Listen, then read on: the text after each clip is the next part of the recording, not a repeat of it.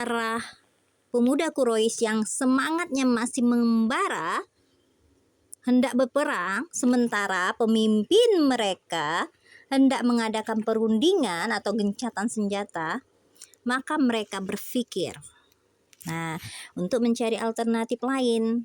Untuk itulah mereka mengambil keputusan, yaitu menyusup ke tengah barisan kaum muslimin pada malam hari. Ini pada saat orang-orang kafir Quraisy itu menghalangi orang-orang muslim untuk beribadah, ya kan sudah 6 tahun kan dihalangi.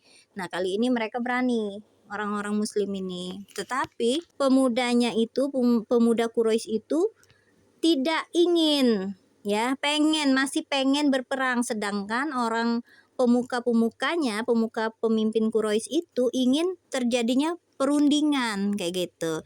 Maka para perundingan, tidak terjadi peperangan lagi. Nah, maka orang-orang pemuda dari Quraisy ini menyusup ke barisan kaum muslimin pada malam hari untuk memancing peperangan.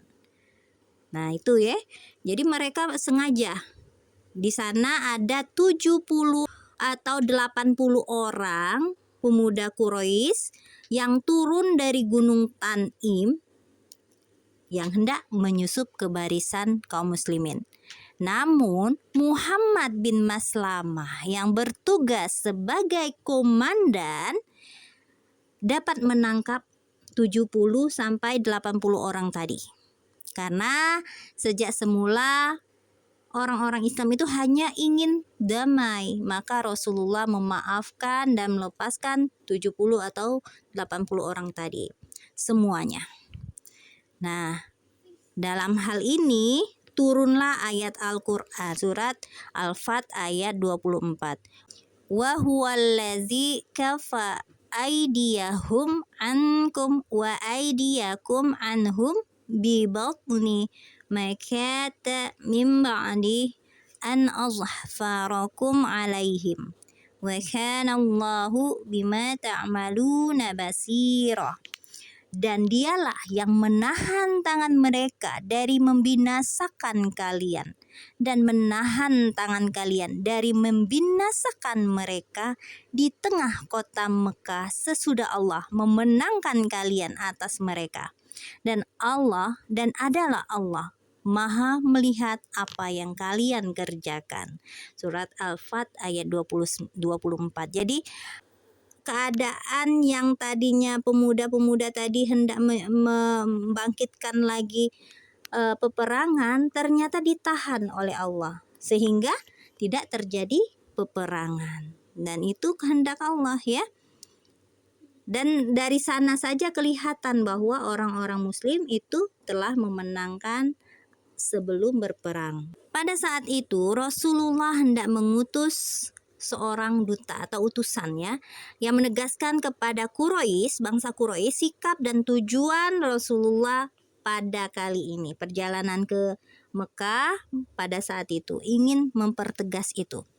Lalu Rasulullah memanggil Umar bin Khattab dan hendak menjadikan Umar itu sebagai duta atau utusan. Namun Umar keberatan sambil berkata, "Hai Rasulullah, tak seorang pun sanak keluargaku dari Bani Ka'ab di Mekah yang marah jika aku disiksa. Lebih baik utuslah Utsman bin Affan karena sanak keluarganya ada di sana, dan dia akan menyampaikan apa yang engkau kehendaki." Maka beliau pun memanggil Utsman bin Affan dan mengangkatnya sebagai duta untuk menemui Quraisy.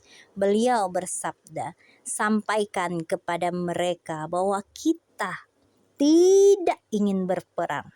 Tuh poinnya, ya. Karena kita tidak ingin berperang, tapi kita datang hendak melaksanakan umroh.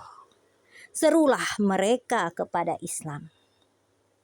Jadi intinya Rasulullah itu hanya ingin umroh, ya, datang ke Mekah itu hanya ingin umroh beserta sahabat-sahabat yang lain. ya, bukan untuk berperang.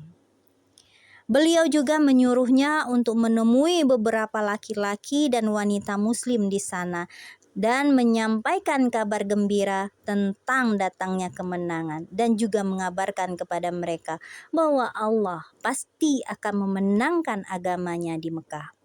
Sehingga setiap orang di sana pasti akan beriman.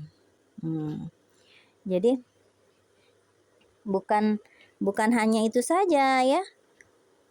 Berdakwah, umroh berdakwah dengan menyerukan Islam kepada orang-orang yang ada di Mekah.